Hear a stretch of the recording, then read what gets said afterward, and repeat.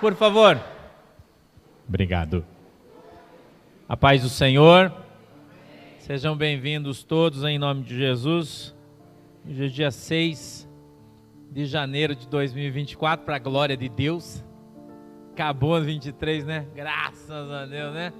Meu Deus do céu. Ainda bem que acabou esse aninho, né? Vamos entrar nesse outro ano. Hoje, à tarde, eu na minha casa e estava orando a Deus. Eu pedi ao Senhor, eu disse: papai, uma mensagem para nós para o ano hoje. Hoje é a primeira, né? Eu sei que a gente já teve ensino bíblico aí todos os dias, né? Segunda, terça, quarta, quinta, sexta, todos os dias. Mas hoje é o primeiro culto. Eu falei para o Senhor, eu falei: Jesus, dá uma mensagem para nós hoje, para falar do nosso ano. Eu não sei se vocês são curiosos assim igual eu, né? Tem gente que não é curioso, né? Não costuma falar com o Espírito Santo essas coisas, né, irmão? Tem gente que quando ora e fala: Jesus, será que esse ano eu vou trocar o carro? Quem fez essa oração aí? Ninguém. Ó, teve uma que fez. Jesus, será que esse ano eu vou casar? Eu não vou nem olhar aqui, vou fazer de conta que eu estou dando indireta, né? Eu não sei o que você fez, se vocês fizeram listinha. Você fez listinha na passagem do ano? Quem fez listinha? Levanta a mão aí. Oh, tem uns aí, safo, né? Tem uns crentes mais safo aí que fizeram lista para 2024, né? Eu não fiz lista esse ano, irmão. Eu não fiz porque eu já tenho tudo que eu preciso. Não preciso de mais nada. Não fiz lista. Eu só estou ansioso. Você está ansioso também? Comeu muito panetone? Eu estava falando para a galera que a minha maior alegria foi hoje, depois de 2 semanas andando só de calção, bermuda, né? De elástico, pijama. Eu fui no guarda-roupa, peguei a minha calça, eu falei: Jesus, essa aqui é a menorzinha que eu tenho. Eu vou fazer o teste agora. Quando eu coloquei, oh glória, aleluia, irmão, ela estava igualzinha. Eu falei: oh, Jesus é bom. Quem sempre foi gordo sabe o que eu estou falando. Chegava começo de ano, era um inferno, né, irmão? Vou colocar as roupas, tinha que ficar correndo 5, 6 dias aí, fazendo jejum para poder as roupas entrar de novo, né? Mas tá bom. E o Espírito Santo falou comigo e me deu um texto. Eu quero que você abra a tua Bíblia em Isaías, capítulo 62 e verso de número 1. Recomendo você que aperte os cintos aí, que hoje o babado vai ser nervoso. Jesus amado e santo, glória a Deus, Espírito Santo, Deus é especial, Papai do céu. Livro do profeta messiânico Isaías, capítulo de número 62 e verso de número 1, uma palavra profética do profeta para o povo de Deus que estava em cativeiro. Oh glória, aleluia, eita, glória a Deus. Isaías capítulo 62, verso de número 1, a epígrafe do texto é: a glória futura de Jerusalém. Oh, aleluia, aleluia, Jesus é bom, aleluia. Não sei você, mas eu estou sentindo uma alegria tão grande no meu coração, irmão, se você soubesse. Alegria que eu estou no meu coração, irmão. Parece que eu fui um dos ganhadores da Mega Sena da virada. Mas não fui, porque eu não joguei, então não ganhei, né? Mas parece que fui, porque eu estou numa alegria que vocês não têm noção, numa ansiedade. Jesus amado, Jesus. Posso ler o texto? Vocês já encontraram aí? Amém? Quem está sem Bíblia, lê aqui, tá? Pessoal de casa aí já achou? Tudo beleza? Todo mundo? Safo já? Vamos para frente então. Verso 1, capítulo 62 do profeta Isaías: por amor de Sião não me calarei, e por amor de Jerusalém me não aquietarei, até que saia a sua justiça como um resplendor, e a sua salvação como uma tocha acesa. E as nações verão a tua justiça, e todos os reis a tua glória, e chamar-te-ão por um nome novo, que a boca do Senhor nomeará. E será uma coroa de glória na mão do Senhor, e um diadema real na mão do teu Deus. Nunca mais te chamarão desamparada, nem a tua terra se denominará jamais assolada. Jamais chamar-te-ão Hefzibá, e a tua terra Beulá, porque o Senhor se agrada de ti, e com a tua terra o Senhor se casará. Porque como o jovem se casa com a donzela, assim teus filhos se casarão contigo. E como o noivo se alegra com a noiva, assim se alegrará contigo o teu Deus. Ó Jerusalém, sobre os teus muros pus guardas, que todo dia e toda noite se não calarão. Ó vós que fazeis menção do Senhor, não haja silêncio em vós, nem estejais em silêncio, até que confirme e até que ponha Jerusalém por louvor na terra. Jurou o Senhor pela sua mão direita e pelo braço da sua força: nunca mais darei o teu trigo por comida a teus inimigos, nem os estranhos beberão o teu mosto em que trabalhaste. Mas os que o ajuntarem o comerão e louvarão ao Senhor, e os que o colherem beberão nos átrios do meu santuário. Passai, passai pelas portas, preparai o caminho ao povo, aplainai a estrada, limpai-a das pedras, arvorai a bandeira aos povos. Eis que o Senhor fez ouvir até a extremidade da terra. Dizei à filha de Sião: eis que a tua salvação vem, eis que com ele vem o seu galardão e a sua obra diante dele. Verso 12: e chamar-lhe-ão povo santo, os remidos do Senhor, e tu serás chamada procurada, cidade não desamparada. 63:1. Quem é esse que vem de Edom, de Bosra, que com vestes tintas? Este que é glorioso em sua vestidura, que marcha com a sua grande força. Eu, que falo em justiça, poderoso para salvar. Por que está vermelha a tua vestidura, e as tuas vestes como as daquele que pisava uvas no lagar?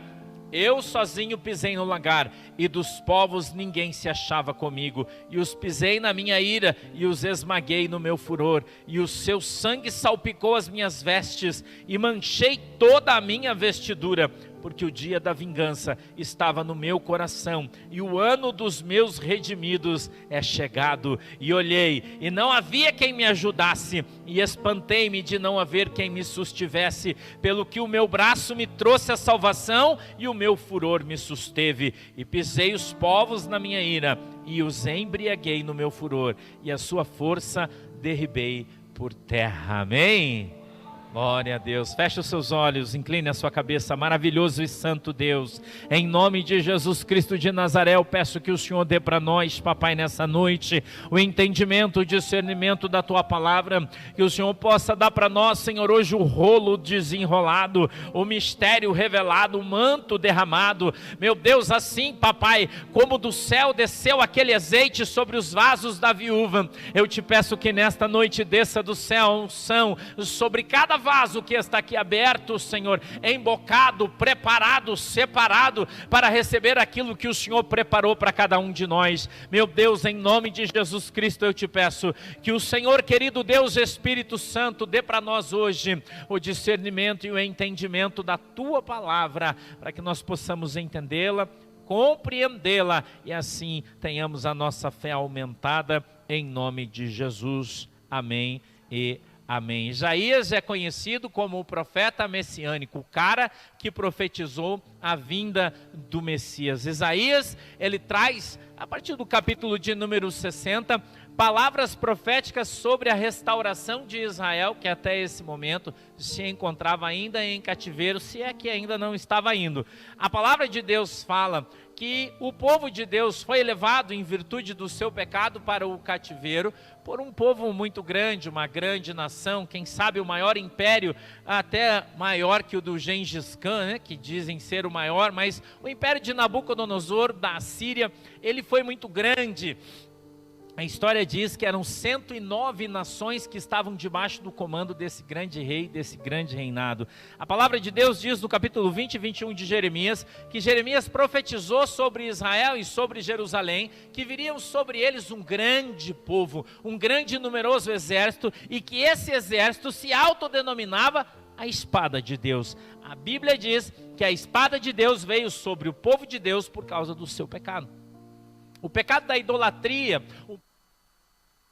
próprias obras, um povo que era confiado naquilo que eles achavam que era correto. E eles não confiavam no Senhor, eles não confiavam em Deus. A palavra de Deus então diz que o Senhor, depois de já ter tirado eles do deserto, ter feito caminhar, dado a eles uma pátria, uma terra, ainda assim o povo se voltou contra a vontade de Deus. Então Deus moveu-se contra esse povo, para levá-los para o cativeiro na Babilônia.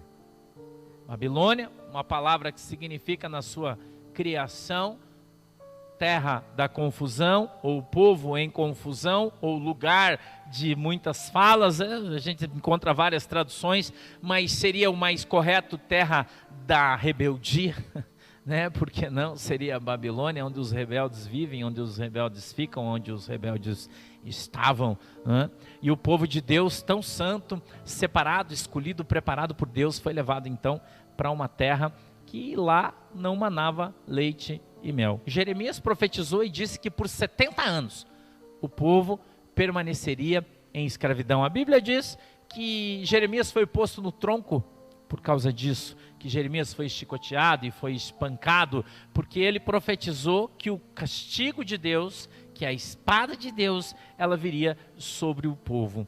A palavra de Deus diz que todos os profetas eram contrários a Jeremias.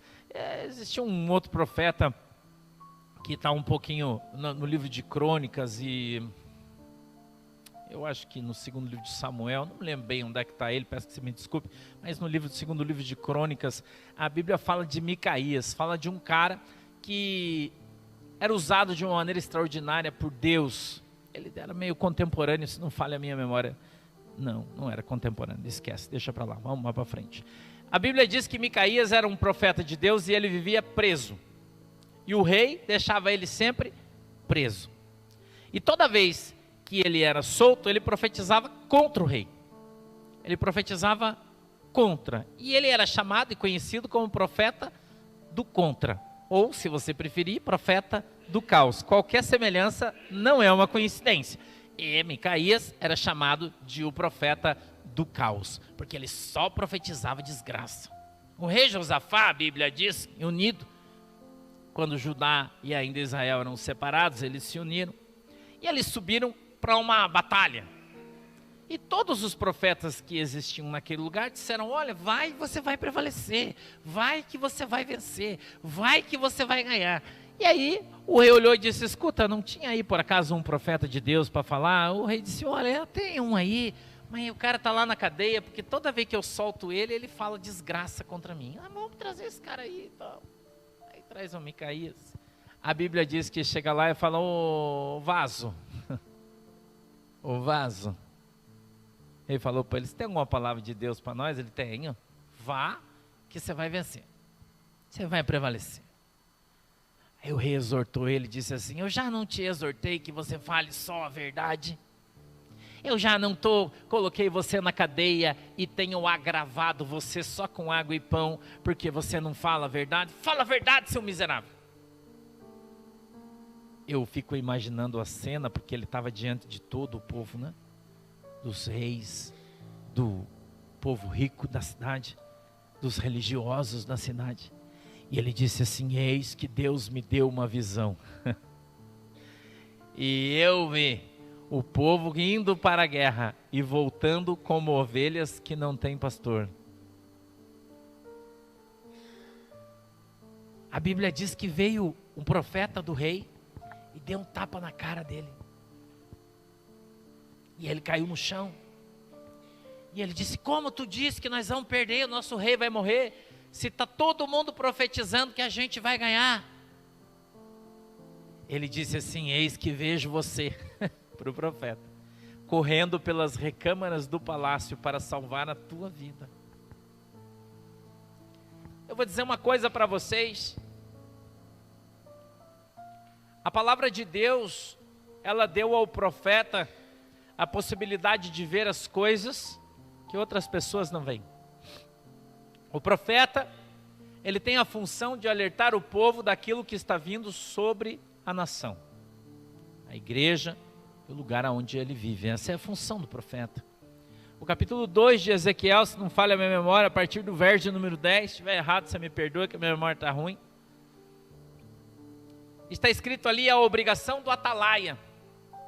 E o Senhor, quando fala com Ezequiel, ele diz assim que ele deveria ir no meio do povo de Deus e profetizar. E ele disse, quer ouçam, quer não ouçam. Quer ouçam, quer não ouçam. Profetize, porque eles saberão que houve ou que esteve no meio deles um profeta de Deus, quando isso acontecer. E Ezequiel, ele já estava no cativeiro, né? Foi levado para o cativeiro. Mas é uma outra história, não vou entrar nisso. A Bíblia então diz, eu só quero embasar um pensamento, por isso eu vim um pouquinho mais para trás, mas já estou voltando. A Bíblia então diz, eu acho que é 2 Crônicas 18, eu acho que tem esse texto de Micaías, acho que é isso, na Crônicas 18, eu tenho bem certeza, mas acho que é. Faz tanto tempo que eu não leio isso, meu Jesus amado, onde é que você vai me levar, Jesus? E eu não me lembro, mas enfim.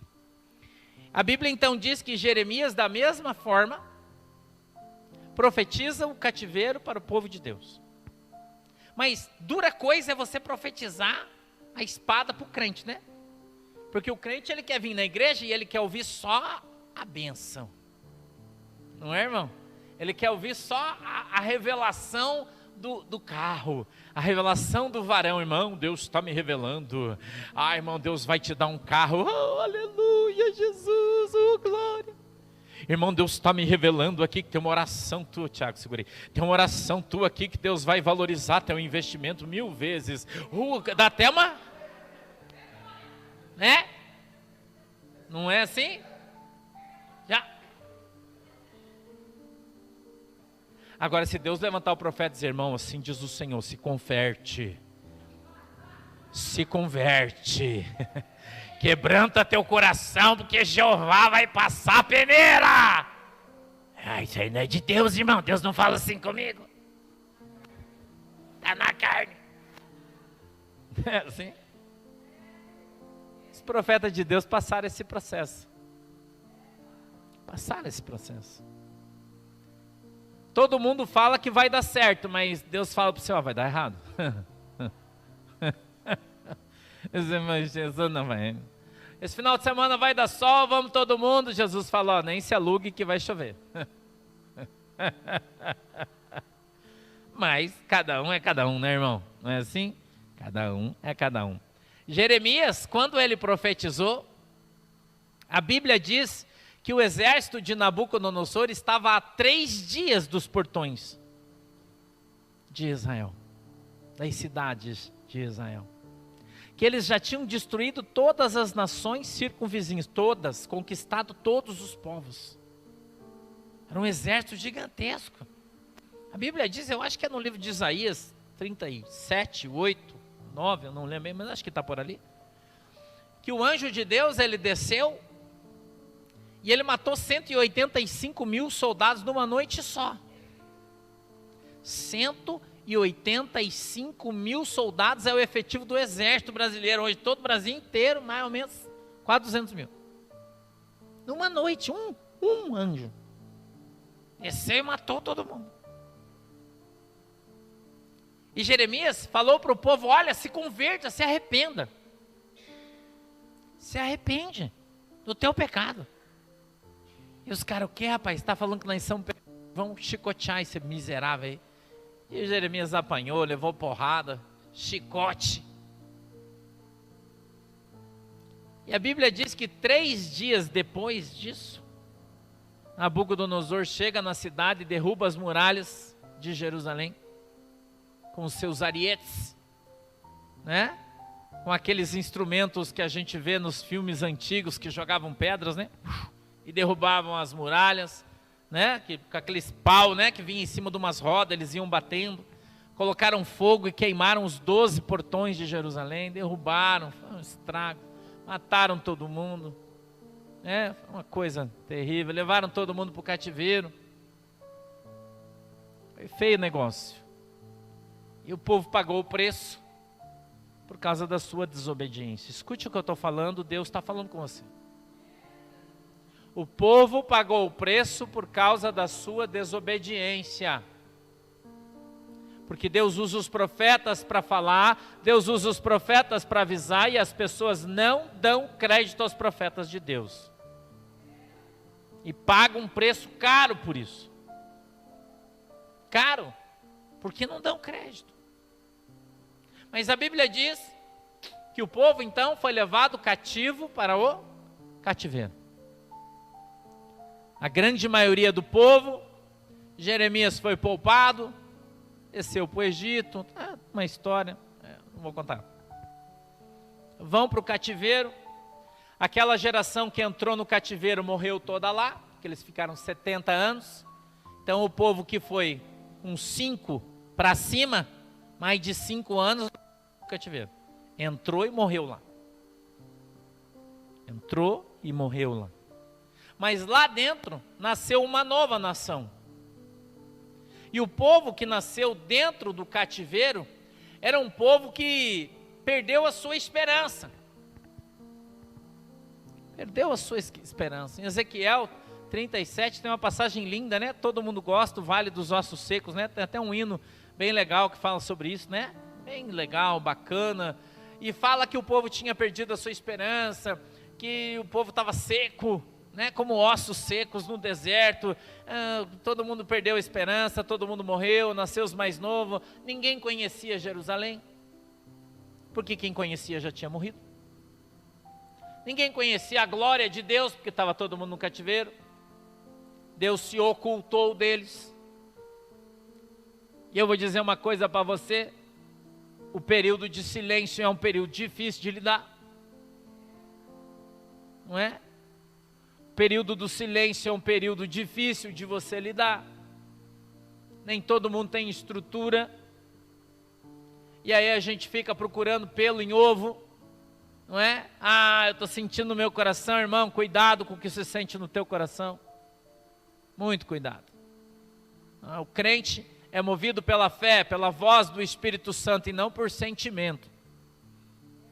Nós não andamos por aí pelo que nós sentimos no meu corpo. Eu senti uma coisa, quando eu senti uma coisa, em mim, é gases, normalmente. Eu sinto uma coisa, acho que eu estou com gases.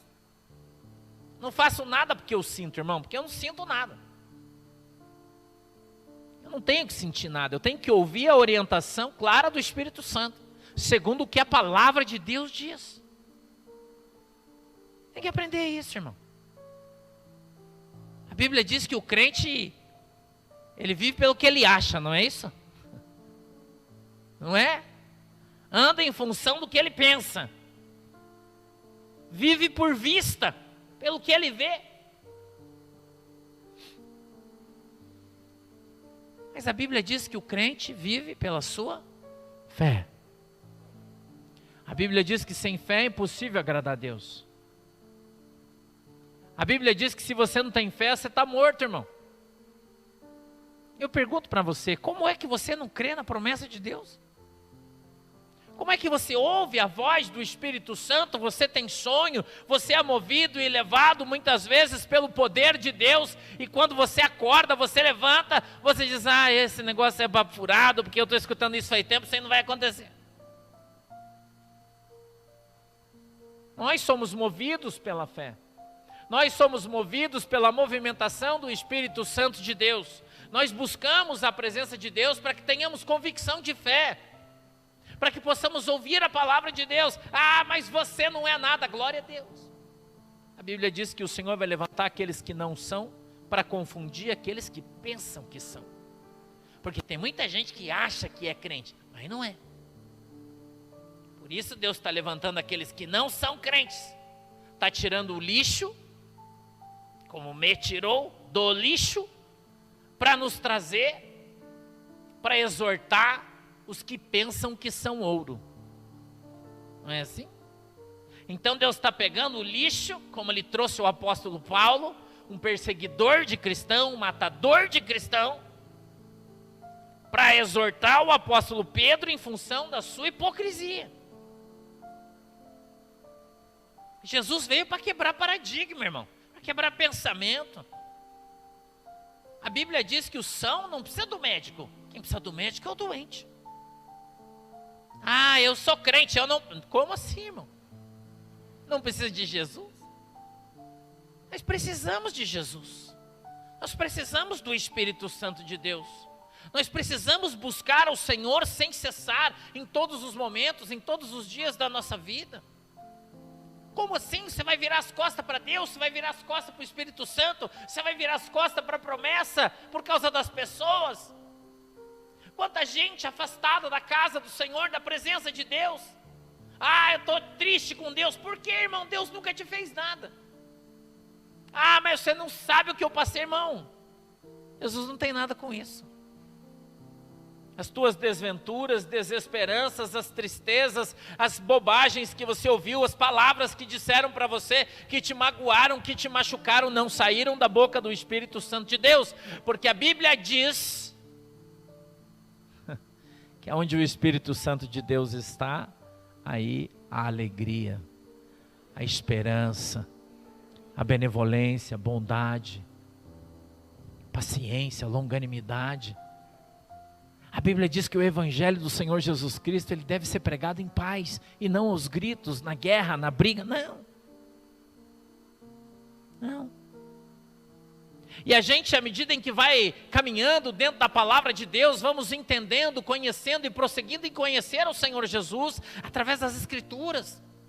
Vamos crescendo no conhecimento, mas também vamos crescendo na graça, através da oração, do jejum, da súplica, da humilhação. A Bíblia é muito clara, ela diz: humilhai-vos aos potentes pés do Senhor, debaixo das potentes mãos de Deus, sobre os pés de Deus, que se você se humilhar, o Senhor ele vai exaltar você.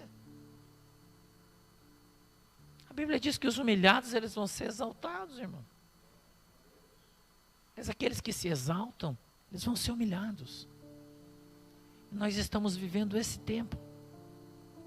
Nós estamos vivendo o tempo de Jeremias. Hoje Deus estava falando comigo sobre isso. O Jeremias está profetizando, irmão, o cativeiro. E o povo está espancando o profeta. Porque eles não conseguem olhar para o seu pecado. Eles não conseguem olhar para as circunstâncias e situações na qual a igreja contemporânea tem vivido.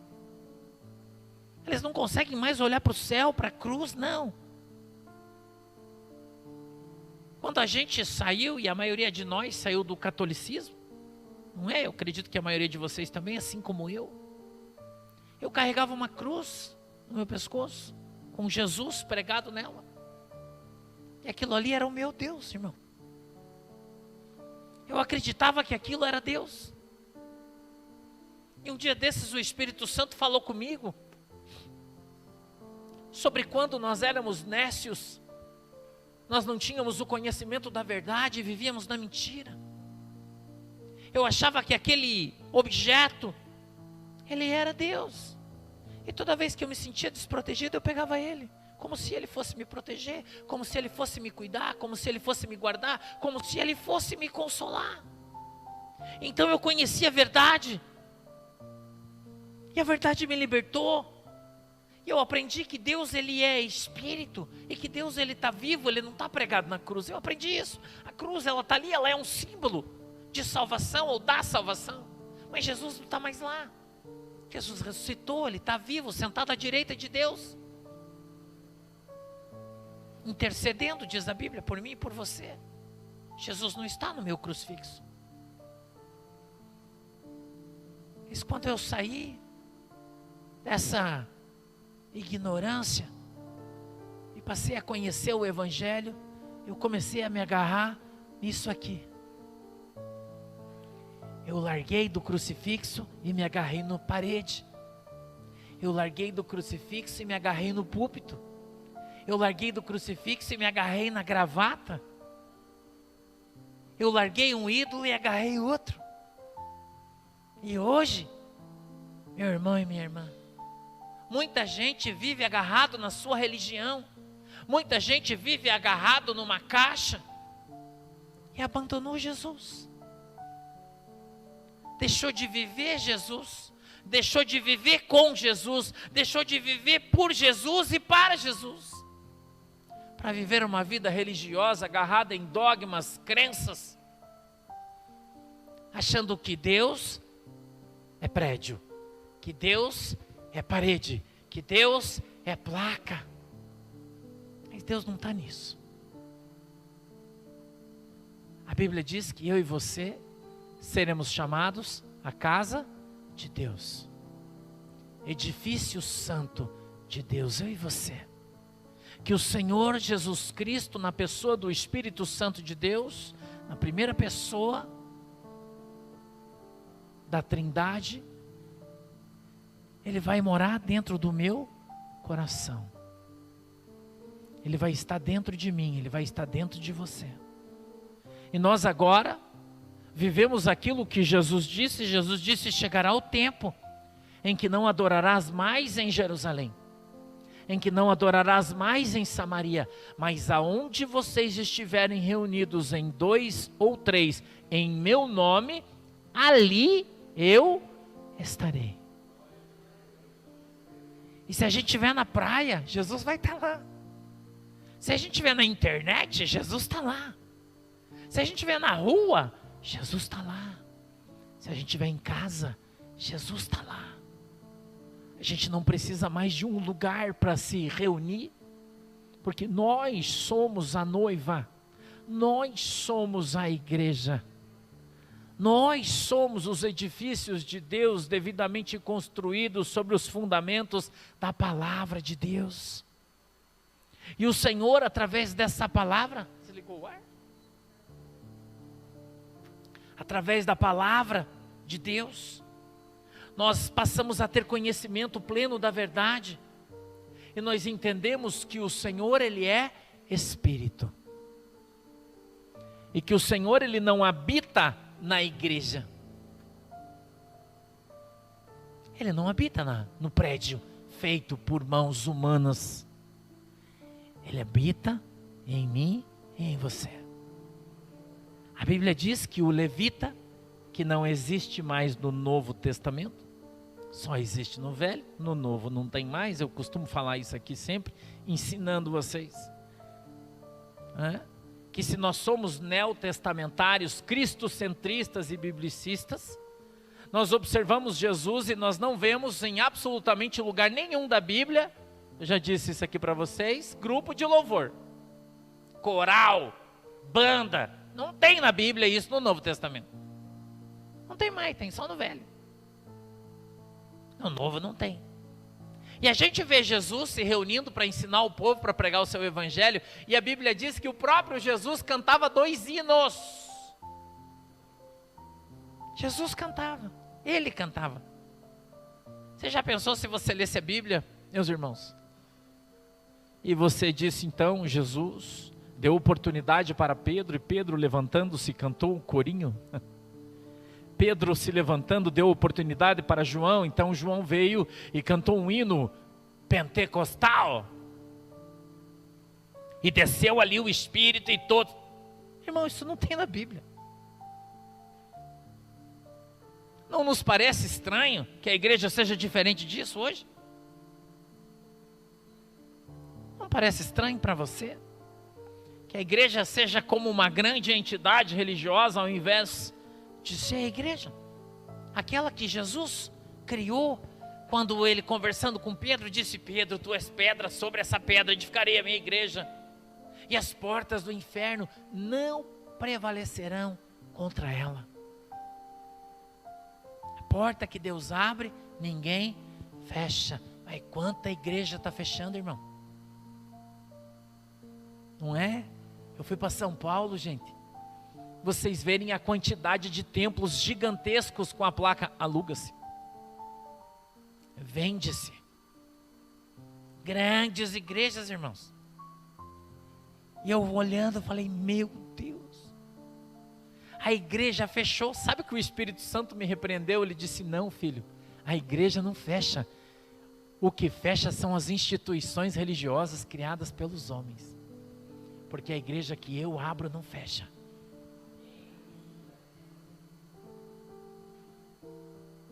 Quanta gente frequentando instituições religiosas que foram inspiradas e abertas por homens. E os homens no seu devaneio, eles dizem: a minha igreja, a minha igreja. Você já viu o pastor presidente falando: a minha igreja, irmão, na minha igreja? Ela não é de Jesus. Ela é dos homens. E por isso as pessoas não veem mais nas igrejas os batismos com o Espírito Santo, com a evidência de dom em língua estranha. Não vê mais o aleijado andar, o cego enxergar. Não vê mais as pessoas que são possuídas por demônios caírem no meio da igreja. Isso gera um escândalo desgraçado. Eu me lembro, irmão, das igrejas que eu vim, eu aceitei a Jesus na Assembleia de Deus da Madureira. É lá que eu conheci Jesus Cristo de Nazaré. Primeira vez que eu fui lá, quase que eu saí correndo, irmão. O povo louco. Os irmãos pulavam, rodavam, caía no chão, plantava bananeira, fazia aviãozinho, o púlpito era alto assim, os caras pulavam lá de cima, descia rolando, saia correndo na igreja, eu olhando, falando: Jesus, o que é isso? Parece o centro de macumba de nós ia. As irmãs, tinha umas que até com a mão para trás, falei: Senhor, o que é isso aí? Parece aquelas pombageiras que a gente via lá no centro. Fiquei assustado. Quando eu vi, me assustou. Fiquei assustado. Falei: que negócio é esse? Quase que eu fui embora, irmão. Quase. Estava minha mãe, pastora Mari, pastor Cunha, estava todo mundo lá no primeiro dia que eu fui na igreja. Na quinta-feira de tarde, irmão.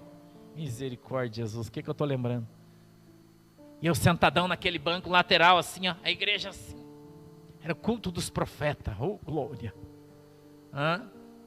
Subiu lá uma mulher retada para pregar, mulher grandona assim, 1,80 m, a bruta de uma pernambucana, missionária Sebastiana, nunca mais eu esqueci.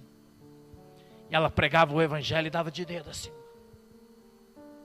falava grosso, batia no púlpito, irmão, e Jesus bradava como um leão na boca daquela mulher, coisa extraordinária.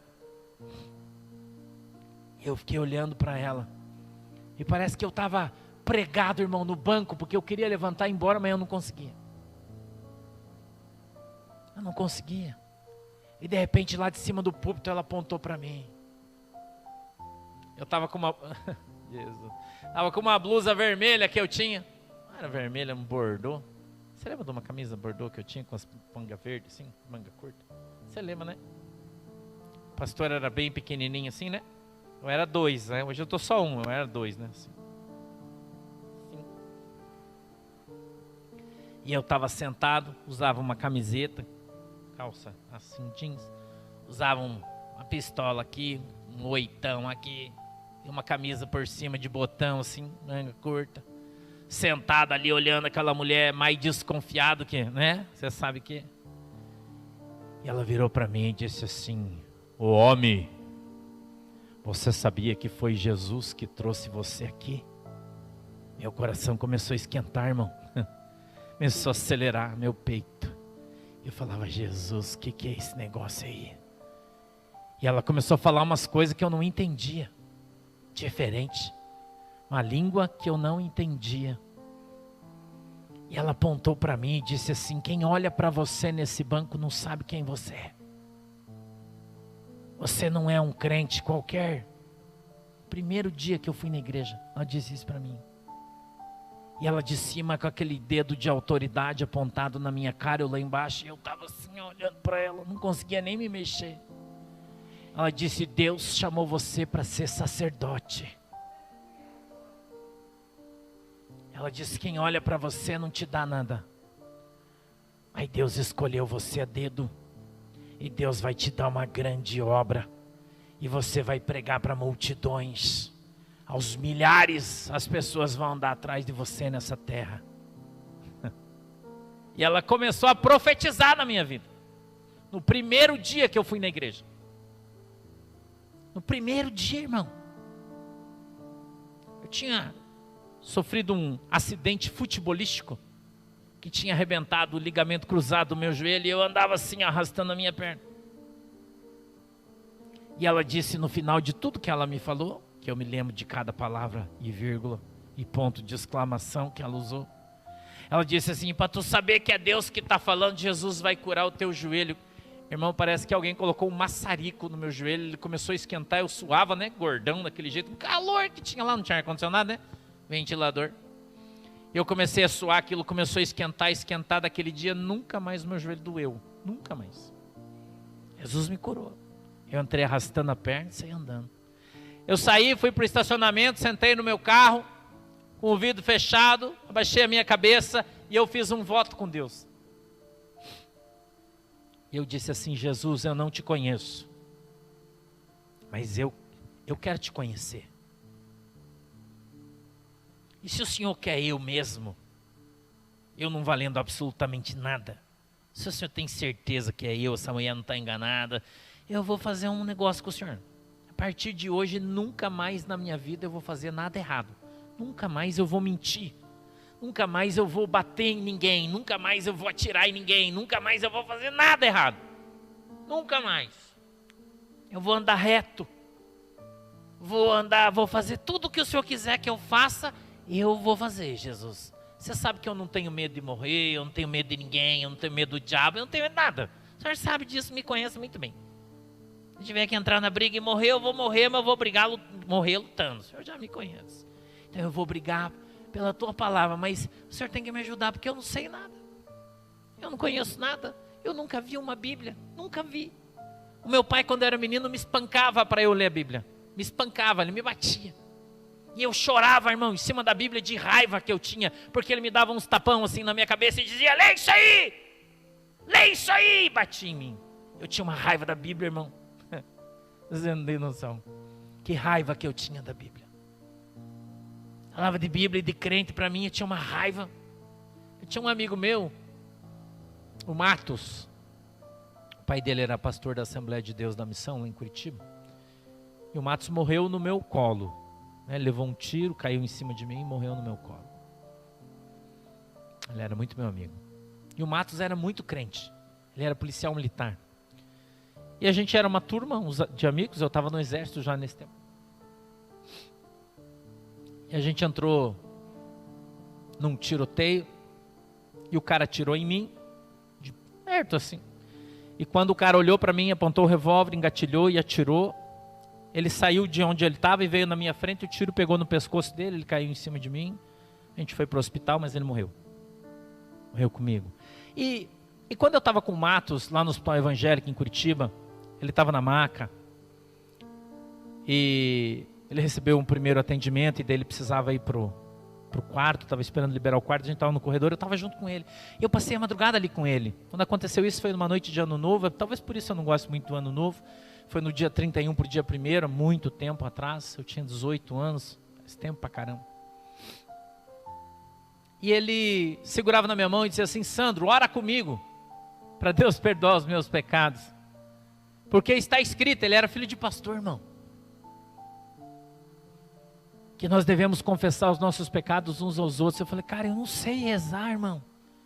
Minha família é toda macumbeira. Eu não sei fazer isso. Ele falou: não tem problema, um dia você vai aprender. E ele falava bem baixinho, porque o tiro pegou aqui do lado esquerdo e atravessou o pescoço dele. E ele ainda no seu sopro de vida fez eu rezar com ele. Fez eu rezar com ele. E eu fiquei junto com ele, de mão dada, até o outro dia, 7 horas da manhã, o pai dele chegou, a mãe dele chegou. A mãe dele tinha o cabelo comprido para baixo da cintura. O pai dele de terno, eles chegaram no hospital. E eu estava sentado numa cadeira do lado da cama, segurando na mão dele. Passei a noite inteira, até de manhã. No outro dia ele estava acordado. Ele não fechou os olhos, e a gente fiquei conversando com ele. Ele falava pouco, baixo. E de tarde eu fui embora, e de tarde ele morreu. Jesus levou ele, porque ele já conhecia Jesus. Ele teve tempo de se arrepender, de pedir perdão do seu pecado. E certamente ele deve estar, né? O tempo lá é diferente, ele está dormindo, a gente sabe, mas certamente quando chegar o momento, o Matos vai para o céu. Um amigo querido que eu gostava, ele era pequenininho assim, baixinho. Mas o que eu queria contar para vocês é que quando a gente saía para fazer bagunça, que a gente ia nas boates, naqueles lugares onde a gente andava, ele não bebia, ele não fumava, ele não dançava, ele não fazia nada, porque ele era crente. E a gente fazia festa, né? Um manto de amigo. E aí a gente chutava a bunda dele assim, ó. Saiba lá, crentinho. Saiba lá, crentinho. Deixa que aqui é com nós. Nós vamos tomar cachaça e nós vamos dançar aqui, dar um gole. Hã? E ele então dava risada, porque ele era muito amigo nosso, andava sempre conosco. Onde a gente ia, eles iam juntos sempre. Mas ele não fazia nada errado, irmão. Ele era quietinho, ele mantinha o testemunho dele. Mesmo onde a gente ia, nos lugares, piores lugares que você imagina, onde a gente estava, ele sempre mantinha o testemunho dele intacto. E ele morreu assim, foi para Jesus assim. E eu tinha 18 anos, 17 para 18 anos, ou já 18 anos, para 19, não lembro bem. E até hoje ele é um testemunho para mim. Eu estou com 53 anos. E até hoje ele é um testemunho para mim. Às vezes, quando eu estou na minha casa, eu lembro dele. Às vezes, quando eu estou na minha casa, eu lembro dele falando comigo no hospital. Às vezes, quando eu estou na minha casa, eu lembro da promessa de Deus e daquilo que Deus falou para mim naquele primeiro dia, quando eu conheci Jesus. Porque eu não conhecia. Eu tinha acho que 27 anos quando eu conheci Jesus. Eu tive várias experiências com ele, mas quando eu tinha 27 anos, eu acho que é de 26 para 27, eu não lembro bem, peço que vocês me desculpem, porque a minha memória é ruim. Mas quando eu conheci Jesus, nunca mais eu larguei dele, nunca mais. Nunca eu desviei do evangelho, nunca eu abri mão de Jesus. Nunca eu saí fora da palavra. Nunca, irmão, eu me desviei, nunca mais. Eu fiz uma promessa para Deus e eu cumpro ela rigorosamente até hoje. Rigorosamente, todo dia. Quando eu acordo, eu lembro do dia em que eu me converti, do dia que eu reconheci Jesus Cristo como meu Senhor e Salvador, do dia que o meu amigo morreu para que eu vivesse. Deus me deu esse favor, porque se eu tivesse morrido naquele dia, eu tinha ido para o inferno. Mas o Senhor levou o meu amigo, o Matos, porque ele estava na presença de Jesus Cristo e ele foi para a glória salvo, graças a Deus. E o Senhor me deixou e permitiu que eu até hoje permanecesse aqui para conhecê-lo, para conhecer a sua graça, para conhecer a sua misericórdia, para entender e aprender a história da cruz, para entender e aprender que Jesus Cristo é nosso Senhor e nosso Salvador. E por isso eu não me abalo com nada, irmão. Eu não me importo com o que as pessoas acham, eu não me importo com o que as pessoas pensam. Eu não me importo. Quando o Senhor me dá uma revelação, uma visão, uma palavra profética, um sonho profético e me manda falar, eu falo e eu não tenho medo, irmão. Eu não tenho medo. Se as pessoas vão rir, vão chacotar, é problema de cada um, é problema meu. Porque eu tenho um pacto com Jesus Cristo. Eu tenho uma promessa com o Senhor Jesus, eu não tenho promessa com o homem, com a igreja, com ninguém. A minha conversa eu e Jesus sempre foi. Ele sempre falou comigo pessoalmente. O quando não, mandava o anjo, conversava comigo, usava os profetas. Eu falo isso para todo mundo. Eu sou raiz, eu sou do tempo que Deus, quando queria falar alguma coisa comigo, Ele mandava o profeta. Mandou profeta. Eu nunca corri atrás de profeta. Eu nunca fui numa igreja porque tinha profecia. Eu nunca fui lá ver a pregação daquele cara. Porque não, irmão, eu não. Se Jesus quiser falar comigo, Ele usa mula. Usa mula, irmão. Usa o galo, usa o sapo, usa quem Ele quiser, usa a trovoada, porque Deus é Deus. E a gente tem que aprender a ouvir a voz do profeta, a gente tem que aprender a ouvir a voz de Deus na boca das pessoas, quando de fato é Deus que está falando, é óbvio. A gente faz uma separação. E quando a palavra de Deus, ela fala para mim sobre remissão, ela fala para mim sobre promessa, ela fala comigo de uma maneira muito profunda. Porque eu vivo pela promessa. Eu vivo em função da promessa de Deus de salvação. E essa é a maior promessa que Jesus tem para a sua vida. Talvez, irmão, você não prospere. A Bíblia diz que Deus, Ele enriquece quem Ele quer e empobrece quem Ele quer. Talvez Deus não chamou você para ser rico. Talvez Deus não tenha chamado você para você ser profeta. Talvez Deus não tenha chamado você para ser, sei lá, qualquer coisa, mas não importa. O que importa é que a Bíblia diz que Deus morreu por todos. É isso que importa. Jesus, quando resolveu morrer na cruz do Calvário, a Bíblia diz que ele fez isso por todos. A salvação é para todos. Então, mesmo o povo foi levado para o cativeiro, mesmo quando esse povo foi movido pelo seu coração duro por Deus para um lugar difícil, para o deserto, e deserto não é o lugar onde o profeta morre, onde o crente morre, não, é onde ele é tratado. Eu falo para todo mundo, gente, nós somos sobreviventes. O crente é um sobrevivente.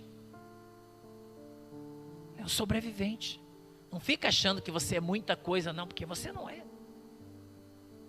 Não fica achando que você é muito especial, que você é muito chegado de Deus. Não, não, não, não. Assim como eu e você, tem mais 7 bilhões aí, irmão. E Deus levanta quem Ele quer. Fala com quem Ele quer. Eu me lembro quando o Senhor exorta Miriam, falando a respeito de Moisés. Miriam dizendo para Moisés, disse, olha, tu é profeta, mas eu também sou profeta. Deus fala comigo em sonho, em visão. A Bíblia diz que a nuvem desce. E o Senhor então do meio da nuvem fala com Miriam, diz assim, Miriam, verdadeiramente tu é profeta, e eu falo contigo através de sonhos, de visões, de revelações, mas Moisés não, Moisés é meu amigo, eu falo com ele face a face. Não queira ser melhor do que ninguém, ser maior do que ninguém, porque você não é, eu não sou, ninguém é. Nós somos pó e vamos voltar para o pó, e a gente não é mais importante que tudo, não. Mais importante é pregar o evangelho a toda criatura para que Jesus volte e possa levar a sua igreja, e nós sejamos a igreja. O cativeiro serve para isso, para que a gente entenda qual é o nosso lugar na ordem do dia, que nós somos servos. Jesus Cristo, quando reúne todos os seus discípulos e ele vê Pedro, João discutindo quem que era o maior, quem que era o melhor, quem pregava melhor, quem Jesus usava mais, o Senhor disse, olha, eu vou ensinar uma liçãozinha para vocês, vem cá todo mundo. Pegou uma toalha, a Bíblia diz, colocou no seu ombro, pegou uma bacia de água e saiu lavando o pé de todo mundo. Ele disse assim, você quer ser grande? Primeiro seja pequeno. Aprenda a ser pequeno. Você quer ter autoridade? Irmão, se submeta a Deus. Você quer ser profeta? Aprenda a lavar a igreja, limpar o banheiro da igreja.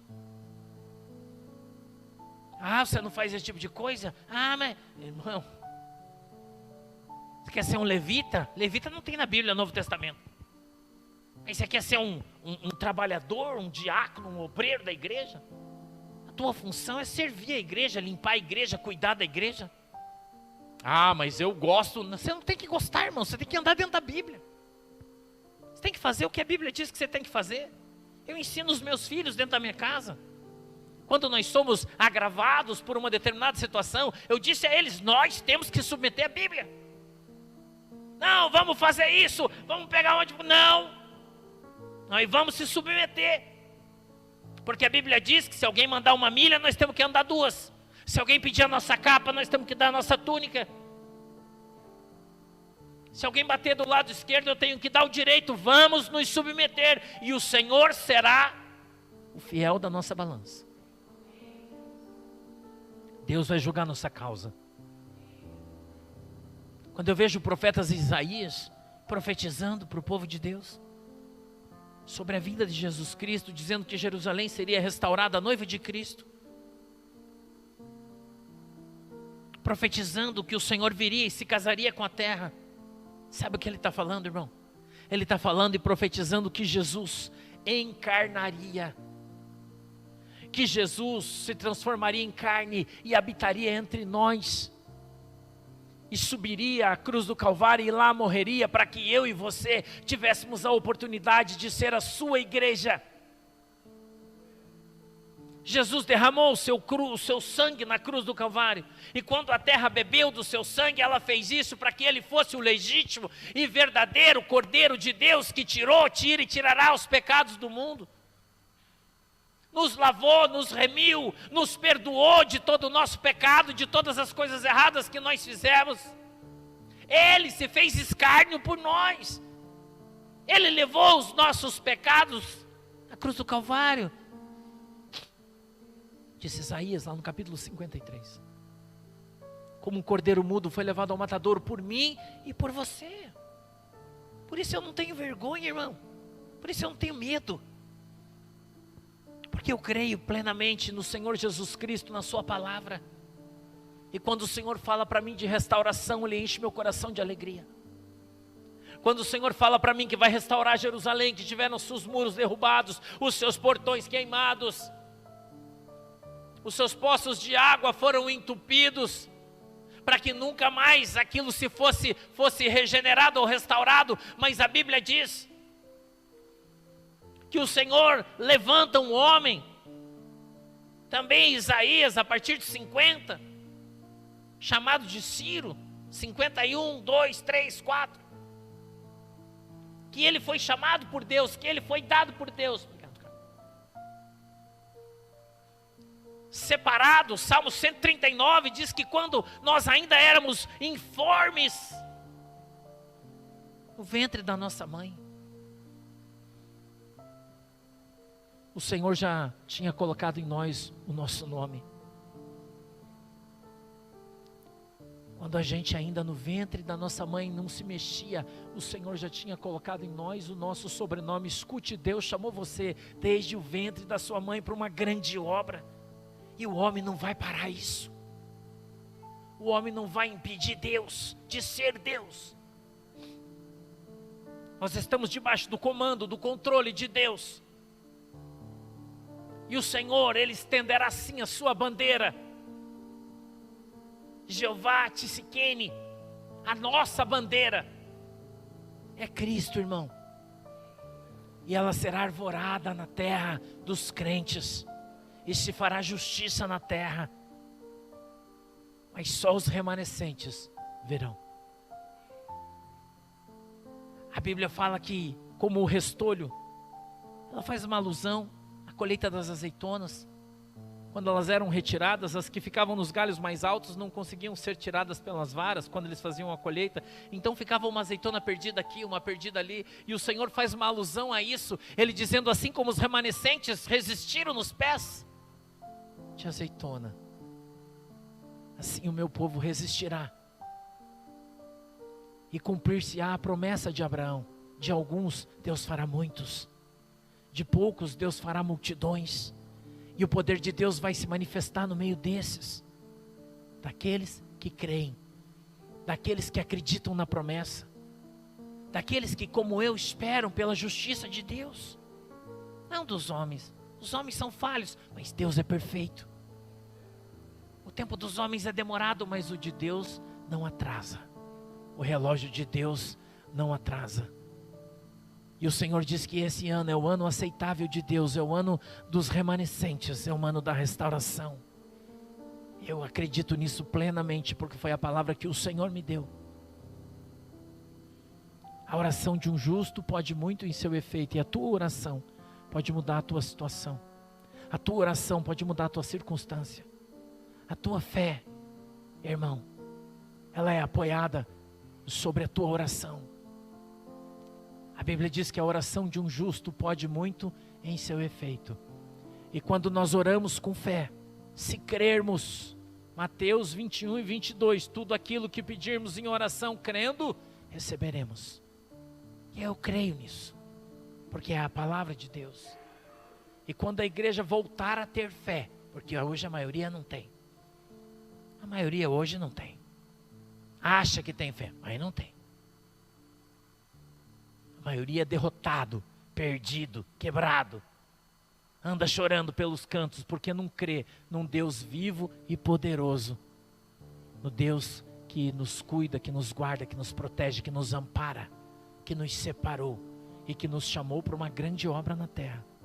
Esse Deus que eu creio, esse Deus que eu sirvo, esse Deus que eu amo, irmão, e é esse Deus que eu espero que Ele volte logo para a gente ir morar no céu.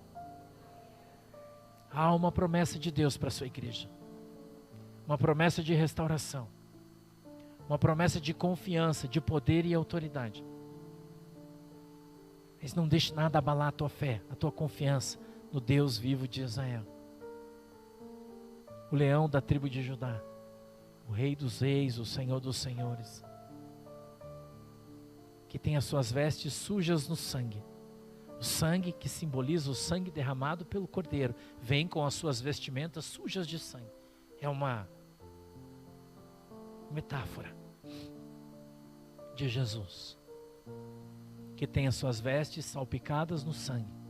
O sangue que remiu o nosso pecado, o sangue que nos perdoou, o sangue que nos oferece a salvação. É isso que Jesus veio trazer para mim e para você, a salvação, através do perdão dos pecados. E quando eu e você nos arrependermos de todo o coração, alma e entendimento, entregarmos a nossa vida para Jesus Cristo como nosso Senhor e Salvador, receberemos imediatamente o perdão dos nossos pecados. E a Bíblia diz que o Senhor lançará eles no mar do esquecimento e deles não lembrar-se-á mais. E agora eu e você estamos aptos, santificados pela presença do Espírito Santo de Deus, aptos a entrar na presença de Jesus Cristo. João 19:30, Jesus disse: Tetelestai, está consumado, acabou. A obra salvídica, a obra da graça. Terminou a lei, terminou os profetas, e agora se inicia a grande obra de Jesus Cristo de Nazaré, a obra da salvação. A graça que nos foi dada de graça para mim e para você. Amém? Fique de pé que eu quero orar para você. Feche os seus olhinhos. Inclina a sua cabeça. Abre o seu coração. Papai do céu, eu já falei tudo que o Senhor colocou hoje no meu coração. Tudo que o Senhor trouxe à minha boca, não retive absolutamente nada.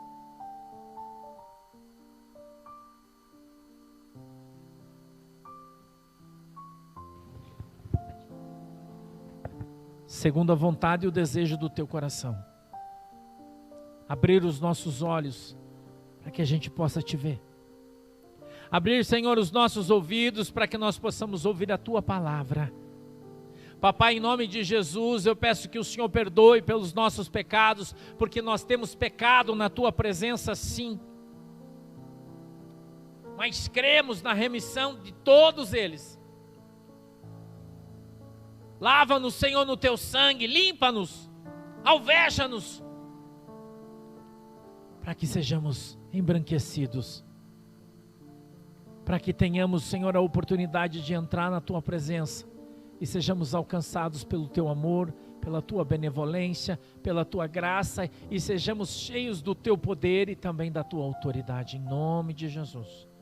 Eu peço que a tua mão poderosa esteja sobre a nossa vida, em nome de Jesus. Amém e amém.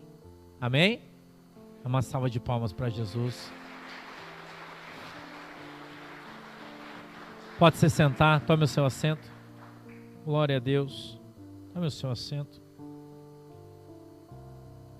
A gente vai preparar a Santa Ceia. E você que vai participar da Santa Ceia, feche os seus olhinhos, eu vou te dar 3 minutinhos. Você faz a tua oração, pede perdão do teu pecado, para que você possa participar da Santa Ceia em santidade. O povo de casa também prepara aí as suas traquitanas, né? E faz a oração, que eu vou esperar 3 minutinhos aí que vocês façam a oração para a gente prosseguir na Santa Ceia.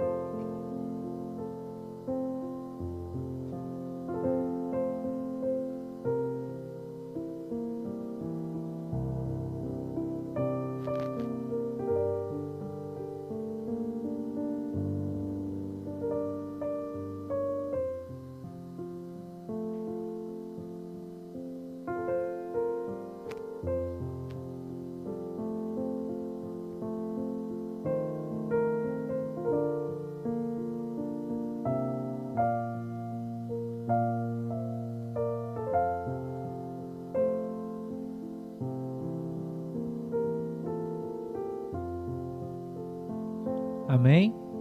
Coloque-se em pé, por favor.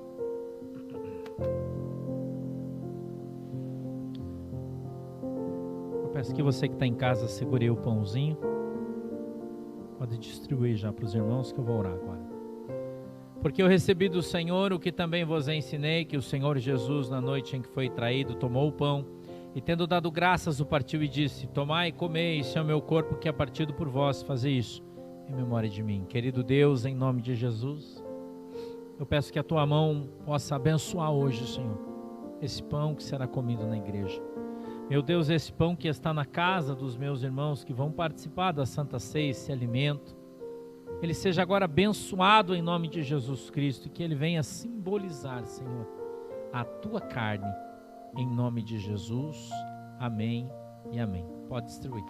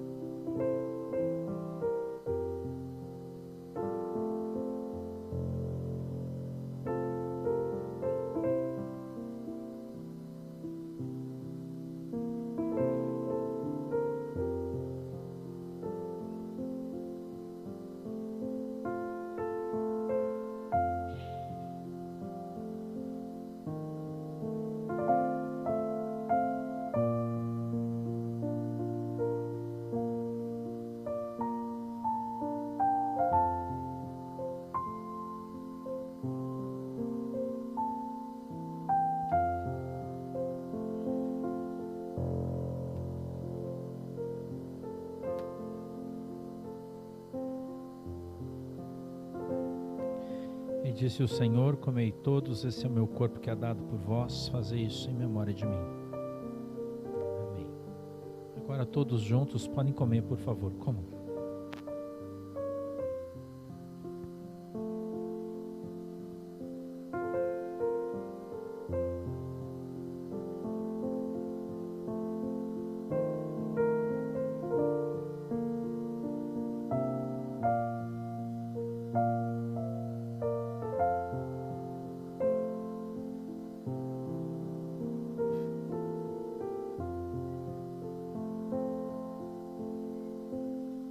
Glória a Deus.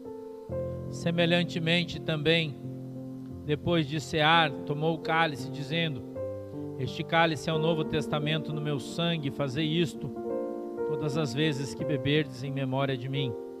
Porque todas as vezes que comerdes este pão e beberdes este cálice, anunciais a morte do Senhor, até que venha. Segure o cálice, agora você que está em casa e na sua mão, nós vamos orar. Papai do céu, em nome de Jesus, eu quero apresentar, Senhor, cada cálice que será bebido diante de Deus, em nome de Jesus. Eu peço, Deus, que essa bebida venha agora simbolizar o Teu sangue.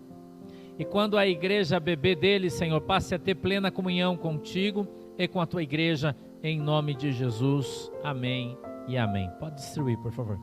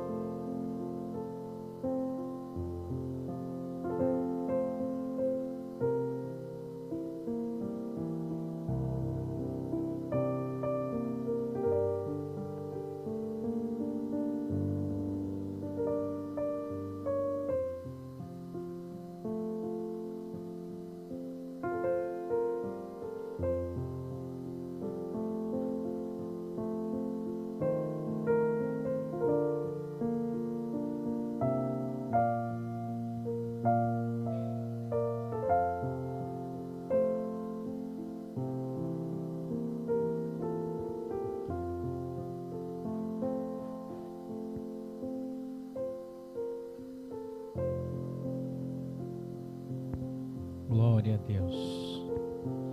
E disse o Senhor: bebei todos, esse é o meu sangue que é dado por vós, fazei isso em memória de mim.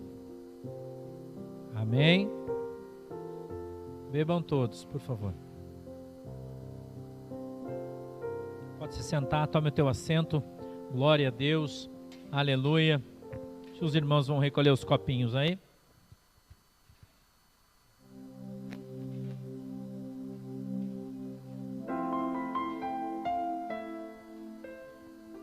Aleluia. Jesus é bom. Enquanto os irmãos estão recolhendo aí os copinhos, a gente vai recolher as ofertas que vocês trouxeram. Se vocês trouxeram, lembrem-se que as ofertas de vocês são voluntárias, as suas ofertas, os seus dízimos, né? Então, aquele que trouxe a sua oferta e quer deixá-la na igreja, levante as suas mãos, assim, dê um sinalzinho. Os irmãos vão entregar um envelopinho aí, você vai pôr a tua oferta ou o teu dízimo dentro, tá bom? E depois que eu orar, vocês vão vir aqui para trazer aqui na frente, tá? Por favor, quem está em casa já está aí o Pix. Se vocês quiserem também, fiquem à vontade aí. Jesus é bom. Glória a Deus. Aleluia. Glória a Deus. Jesus é bom. Jesus é bom. Não esqueçam que amanhã a gente vai ter culto de novo, tá? Caso você queira vir de novo, né? Tem gente que vem hoje e não vem amanhã, né? Mas se você quiser, amanhã mesmo bate horário, mesmo bate local, na mesma bate caverna, vocês já sabem, né? Nós estamos na área aí, né? Caso queiram vir, né? Dar uns glória, né, irmã Adriana? Vim dar uns glória aí conosco. Sintam-se à vontade, né? Esse final de semana é um final de semana especial, porque a gente tem 2 cultos, né? No sábado e no domingo. A gente faz o culto de Santa Ceia no sábado, justamente para que vocês possam vir no verão e não tenham o problema de voltar embora no domingo de noite, né? Que é terrível, né? Embora daqui no domingo à noite. Por isso a gente faz a Santa Ceia no sábado, para que o pessoal de Joinville possa vir, de Santa Catarina, enfim, né? Todo mundo possa vir aí, não tenha problema, né? Tá bom? Apesar de que agora a gente está fazendo culto lá, né? Terça-feira Curitiba, quarta Tijucas, mas essa semana não vai ter culto em Joinville, tá? Dia 18 vai ter culto em Joinville, tá? Essa semana não, só no próximo ou no outro, eu acho. A gente depende do hotel, né?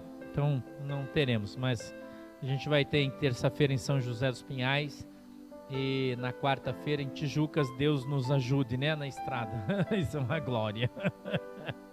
Posso orar? Fecha seus olhinhos, querido Deus, em nome de Jesus. Eu peço que o Senhor abençoe todos os ofertantes e dizimistas da tua igreja, multiplicando a semente daqueles que têm semeado na tua obra, em nome de Jesus. Amém e amém. Você que trouxe essa oferta pode ficar em pé, vim trazer o seu envelope aqui, por favor.